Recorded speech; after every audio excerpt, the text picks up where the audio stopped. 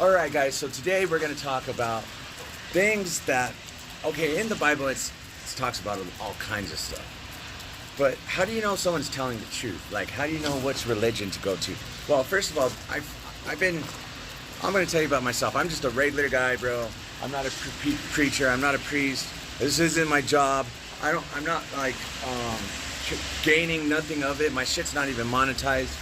I'm just following instructions from God to make these videos. Just like the guy when in the Bible it says that they had given a man some talents, or they call them talents. They're like little things like money, and he gives it to like 3 of his servants, right?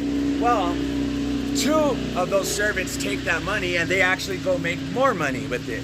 One of them takes it and they bury it in the ground, and he doesn't make no extra money with it. So when he comes back, the other 2 that made more money with his money, he was like, good job. The other guy that just buried it, he's like, you're lazy. What are you doing? Like, get out of here.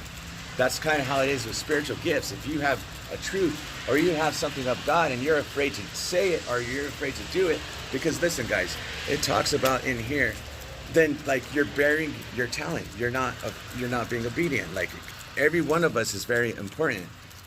It even, we'll talk about that in here. It says somewhere in here about like the different parts of the church and how different members of the body, parts of the body, that's how the church is. We have different functions. Some of us can tell the truth better. Some of us can have more courage. Some of us are more discerning. Some of us are just harder workers. Some of us are lazy, but we could freaking speak the truth with surgical precision. Like, everyone has their weaknesses and their strengths. And like the church, so when it talks about a church, it's interesting when it talks about it right there. It says every member has a different function. It doesn't really have a leader except for Jesus, right? Well, I mean, there is a leader. I didn't mean it like that. I just say Jesus is our leader. And even if you're a preacher or a priest, but your church should still have the ability to give input and to, like, for example, today I have something about sex that I want to talk about in the Bible with you guys with.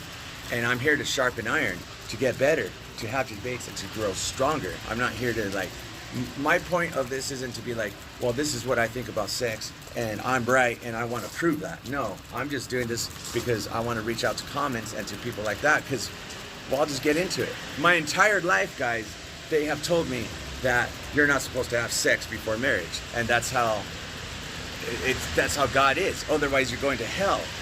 Well, I was thinking about it this morning, and I was like, wait a minute. Because me, personally, I wouldn't want to have sex. I mean, I would have sex before marriage, because how else do I know that I have chemistry and I'm